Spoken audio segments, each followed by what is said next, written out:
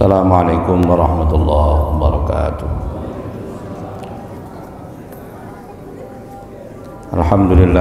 Alhamdulillahi nahmaduhu wa nu'minu bihi wa natawakkalu alaihi wa na'udzu billahi min syururi anfusina wa min sayyiati a'malina may yahdihillahu fala mudilla lahu wa may yudlil fala hadiya lahu.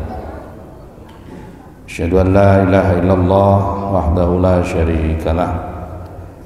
Asyhadu anna Muhammadan abduhu wa rasuluhu la nabiyya ba'dah. Amma ba'du, Bapak Ibu jamaah salat subuh yang dirahmati Allah Subhanahu wa taala. Kembali lagi-lagi kita senantiasa panjatkan puja-puji syukur kita kehadirat Allah Subhanahu wa taala.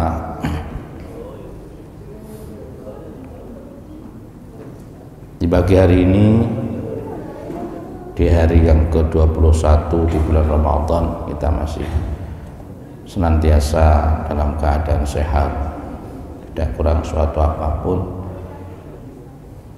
dan mudah-mudahan puasa kita sampai hari ini puasa yang benar-benar diterima oleh Allah Subhanahu wa taala. Amin, Allahumma amin.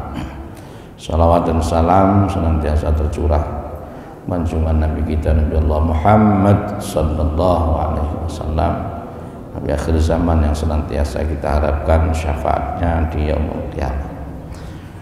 Bapak Ibu jamaah rahmat Allah Subhanahu wa taala, mari kita melanjutkan kajian yang saya bawakan, yaitu kitab Nasha'ul Ibad. Kita masih di bab 3, sekarang di maqalah yang ketiga. A'udzubillahi minasyaitonirrajim. Bismillahirrahmanirrahim. Qala al-mu'allif rahimahullahu ta'ala wa nafa'ana bihi wa bi 'ulumihi fid dharain amin. Wal maqalatu tsalisah. Wal maqalatu tsalisatu, maqalah yang ketiga. Masih min Umar radhiyallahu anhu, dari sahabat Umar radhiyallahu anhu. Beliau mengatakan husnut tawaddudi,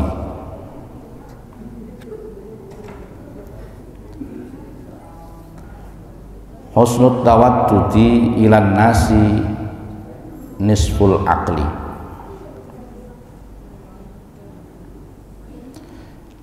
Husnul tawaddudi adapun baik dalam pergaulan, atau ail mahabbah, saling menyayangi, saling mencintai, atau mencintai ilan nasi, kepada manusia, itu nisful akli, itu sebagian daripada akal.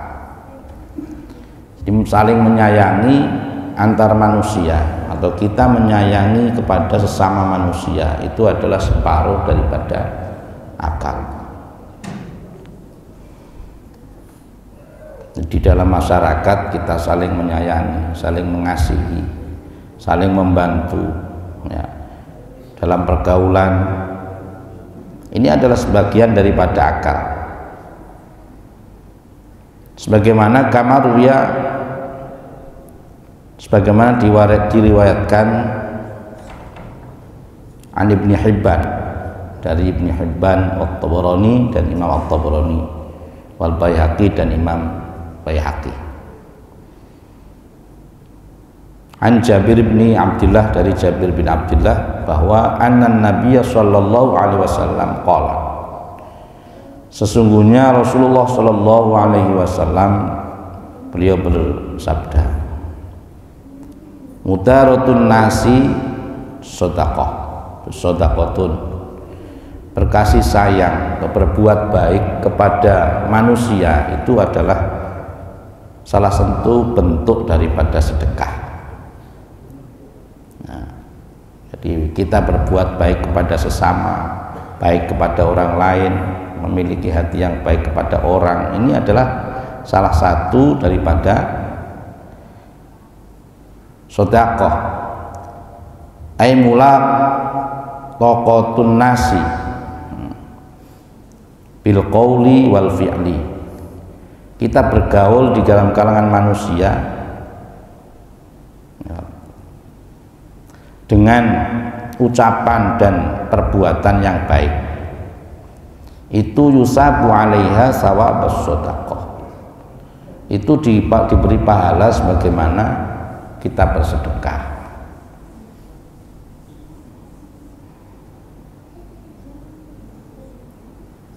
Jadi kita kepada sesama, baik kepada orang menghormati, kita kepada orang saling menyayangi, ini salah satu daripada sedekah.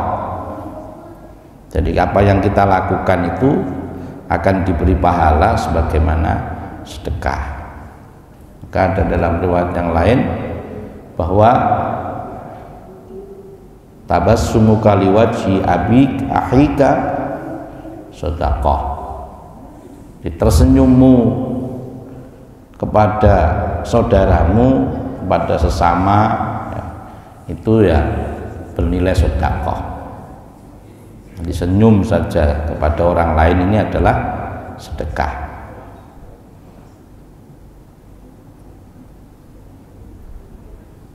Ini sebagaimana sabda Rasulullah Shallallahu Alaihi Wasallam. Wa kana min mudarati sallallahu alaihi wasallam, dan sebagaimana yang dilakukan, kebaikan yang dilakukan oleh Nabi kita Muhammad sallallahu alaihi wasallam, annahu, sesungguhnya Rasulullah sallallahu alaihi wasallam la yadhummu ta'amun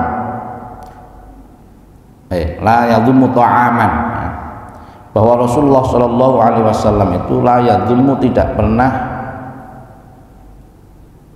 menjelekkan ta'aman, makanan. Apa menjelekkan itu? Bilang makanan ini tidak enak, ya itu namanya apa? Yadhummu. Wah, ini makanan kok rasanya tidak enak.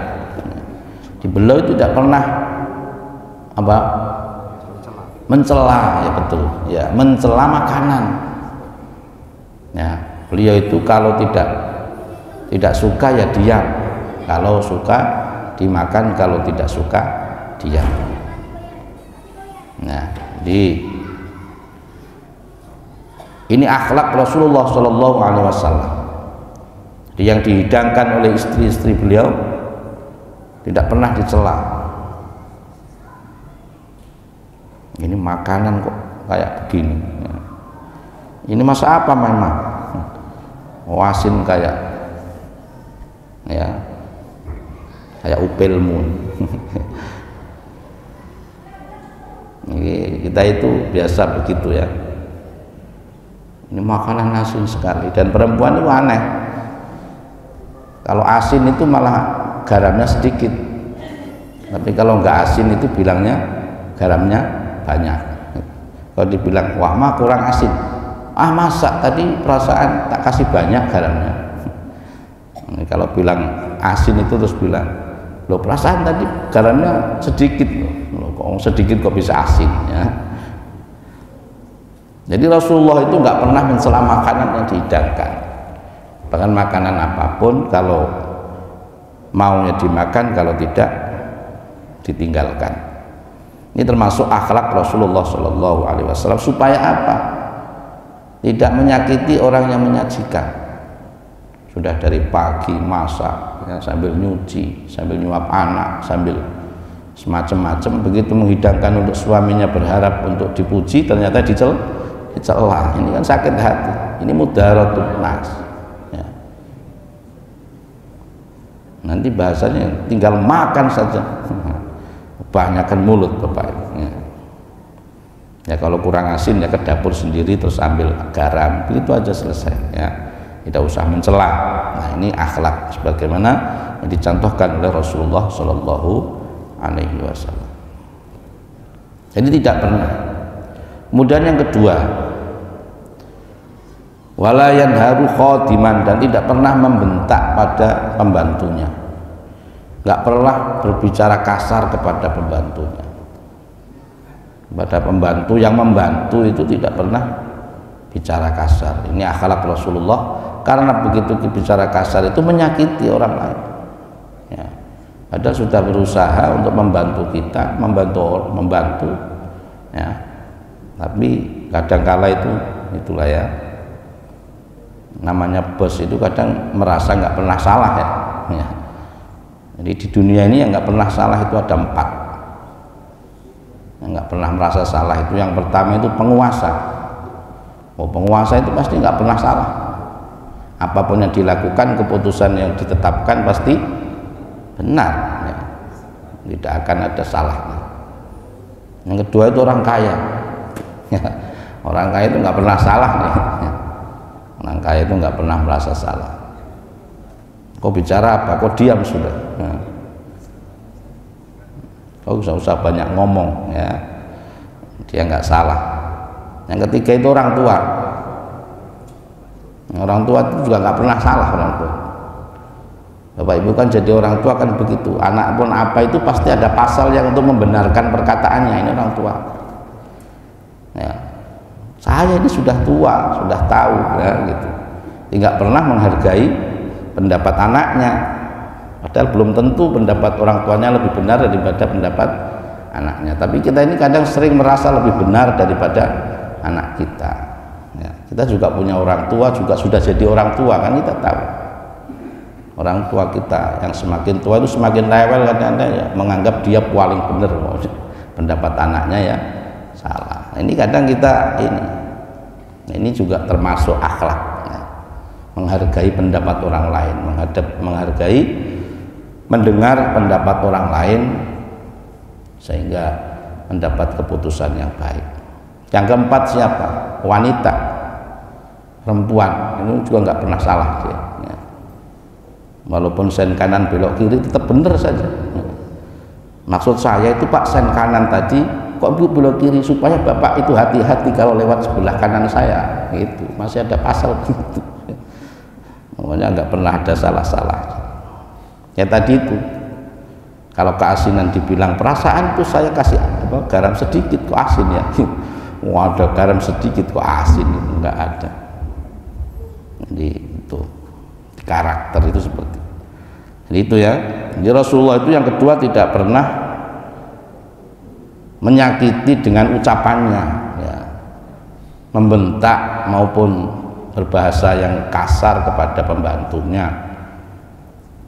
Yang ketiga, Rasulullah itu akhlaknya adalah wala yadribu imra'atan, enggak pernah memukul perempuan, ya, menghargai perempuan. Dalam artian di sini tidak hanya sekedar memukul, tetapi menghargai istrinya.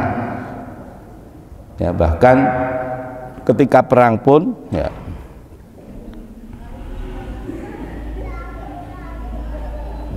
ketika perang pun diantara yang dilarang adalah menyakiti perempuan.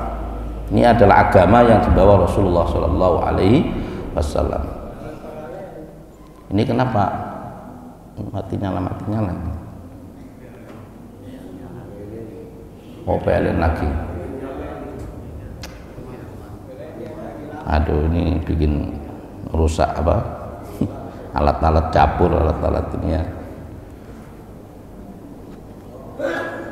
Jadi ini adalah akhlak Rasulullah Shallallahu Alaihi Wasallam.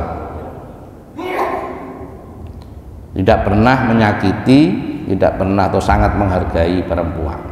Tidak pernah menyakiti perempuan, sangat menghargai perempuan. Tadi ketika perang pun aturannya itu tidak boleh menyakiti perempuan, tidak boleh menyakiti orang yang tua, ya, tidak boleh menyakiti anak-anak. Itu ada aturannya. Itu yang agama yang dibawa oleh Rasulullah Shallallahu Alaihi Wasallam. Dalam apa? Dalam rangka apa? Yaitu tadi dalam rangkanya adalah berbuat baik, mudaratun nas, yaitu berbuat baik kepada sesama manusia.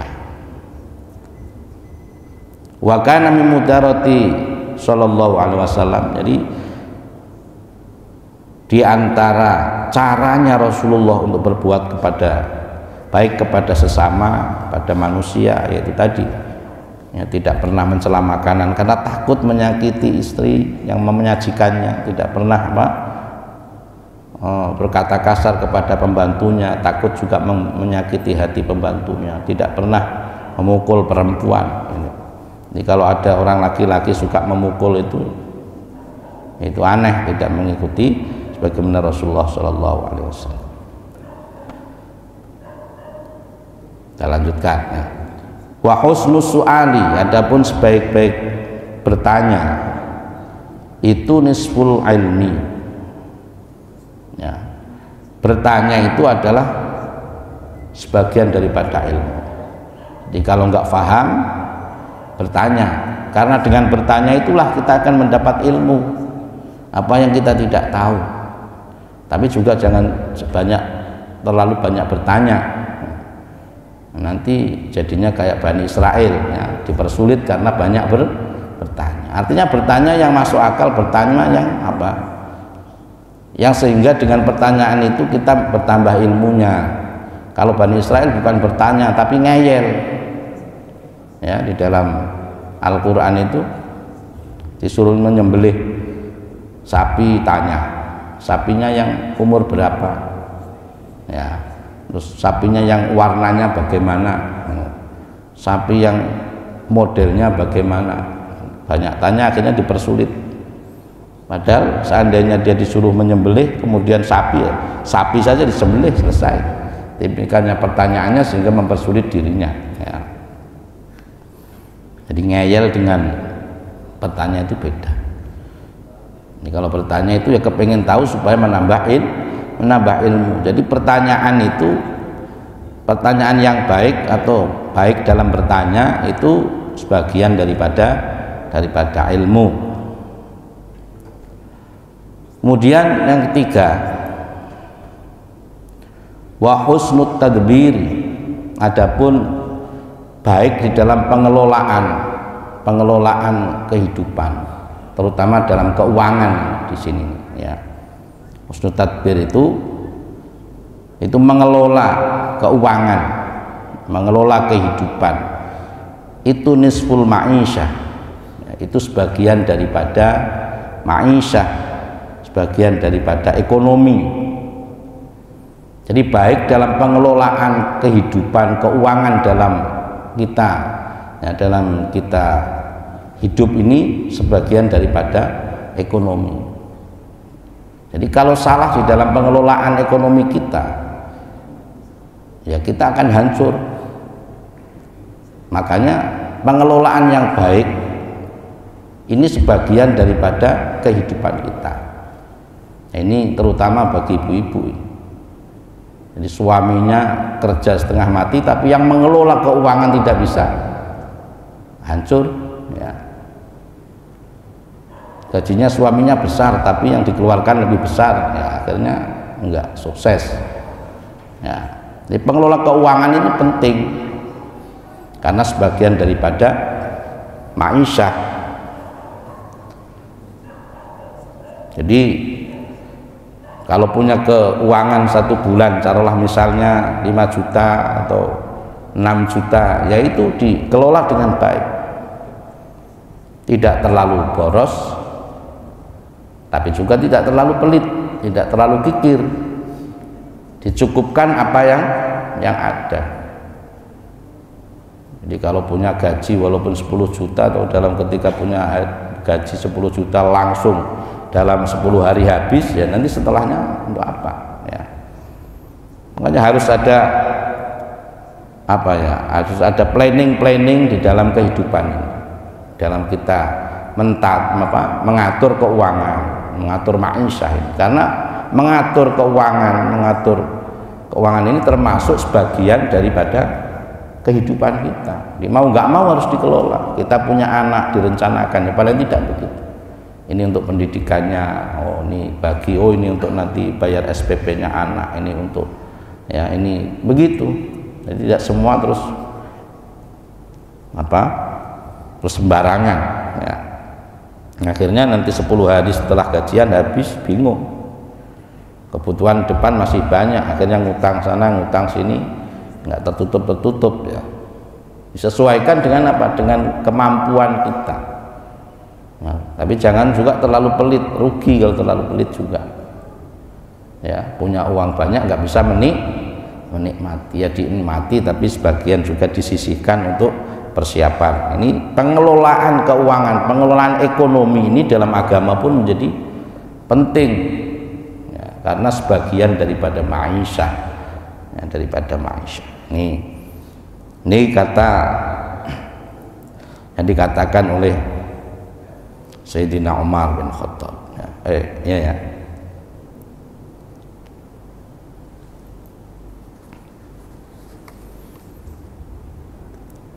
Yang dikatakan oleh Sayyidina Umar ya, Sayyidina Umar. Kemudian yang selanjutnya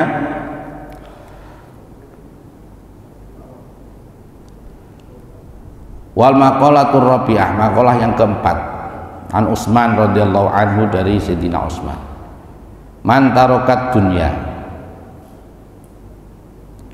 maka ahabbahullahu ta'ala, barang siapa yang meninggalkan urusan dunia, maksudnya meninggalkan bi'an aqalla asyab'a wal aqla ya, wal abghadu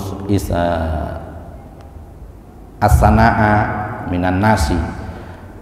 Diartikan oleh di sini maksudnya meninggalkan dunia itu adalah mengurangi kenyangnya perut ya, jangan terlalu kenyang, terus mengurangi makan, itu sudah mengurangi makan ya, puasa. Tapi kalau nggak puasa ya makan terus ya. Terus tidak suka dengan pujian orang lain, tidak suka mendapat pujian orang lain. Ini namanya, artinya lebih mementingkan urusan akhirat daripada urusan dunia. Ini kan semua tadi yang saya sampaikan tadi, ini kan urusan-urusan dunia semua. Maka habbahullahu, maka Allah Subhanahu wa ta'ala akan mencintainya. Karena apa? Li'annahu tarkar riya' wa tafakhur, karena meninggalkan riya' dan wa tafakhur dan sombong, meninggalkan kesombongan dan meninggalkan amal, yang amal itu karena manusia. Wa man taraka dzunuba ahabbahul malaikatu, barang siapa meninggalkan berbuat maksiat atau berbuat dosa, maka malaikat mencintainya. Jadi orang yang meninggalkan maksiat itu malaikat senang kepadanya. Li'annahu la yut'ibul malaikah, karena tidak menyusahkan malaikat, karena tidak menyibukkan malaikat. Jadi kalau kita sedikit dosa, orang dosa tulis ini kan menyibukkan mereka. Jadi kalau enggak jarang dosa kan santai-santai, itu malaikatnya santai-santai. Apalagi dosa tobat ya, mungkin capek mereka juga mungkin ya gitu. Pembahasannya di sini nulis nanti dihapus, nulis dihapus, wah ini bikin capek saja ini orang. Ibarat siapa yang tidak berbuat dosa itu menyenangkan malaikat, malaikat senang juga kepadanya, karena malaikat tidak disibukkan dengan dirinya ya, dengan orang itu ya. Kemudian waman apa ini? Waman hatamat tom'a, barang siapa yang menahan tomak minal muslimin ahabbahul muslimun, barang siapa yang meninggalkan tomak itu menginginkan berharap kepada orang lain. Nah, dari sesama orang muslim maka dicintai oleh orang muslim. Jadi tidak merasa menginginkan dibantu, dan tidak berharapkan dibantu orang lain ya. Kita ini kan ada model orang itu macam-macam. Ada orang itu ya tidak mampu tapi tidak memperlihatkan ketidakmampuannya, karena dia tidak tomak, dia tidak ingin dibantu ataupun tidak berharap dibantu. Ada orang yang memang tidak mampu dan dia senang dibantu, dia menampakkan ketidakmampuannya supaya orang lain ibah ya, supaya orang lain ibah kepadanya dan berharap dibantu. Nah, yang parah itu orangnya mampu tapi bergaya tidak mampu supaya orang lain membantunya, ya, seperti itu. Nah, ini yang dicintai oleh manusia ini, dicintai oleh orang lain ini adalah orang yang tidak berharap kepada orang lain. Itu orang pasti suka kepadanya, senang, ya, karena tidak merepotkan orang, karena apa? Tidak pernah mengeluh kepada orang. Jadi dia jalani saja hidup. Di barang siapa yang memutuskan rasa tomaknya kepada orang lain, maka dicintai oleh orang lain. Ini 3 hal, ya. 3 hal yang kedua, ya, barang siapa tadi, nanti 3 hal yang kedua yaitu barang siapa yang meninggalkan dunia, artinya bukan meninggalkan terus nggak kerja, nggak apa, nggak, artinya mementingkan urusan akhirat daripada urusan dunia, ya, maka Allah mencintainya. Barang siapa yang meninggalkan dosa, maka malaikat mencintainya. Dan barang siapa yang tidak menginginkan bantuan dari orang lain ataupun tidak berharap, ya, bukan tidak menginginkan, tidak berharap bantuan dari orang lain, maka dia akan dicintai oleh orang lain. Ini 3 hal ini. Ini mungkin bisa sampaikan pagi hari ini, 2 makalah ini bisa bermanfaat untuk kita, untuk lebih baik kita dalam menjalani hidup, ya, supaya kita menjadi sesuai dengan yang Allah inginkan, kita menjadi orang-orang yang senantiasa dicintai oleh Allah Subhanahu wa taala. Demikian tutup dengan doa makhul majlis. Subhanakallahumma bihamdika asyhadu an la ilaha illa anta astaghfiruka wa atubu ilaik. Assalamualaikum warahmatullahi wabarakatuh.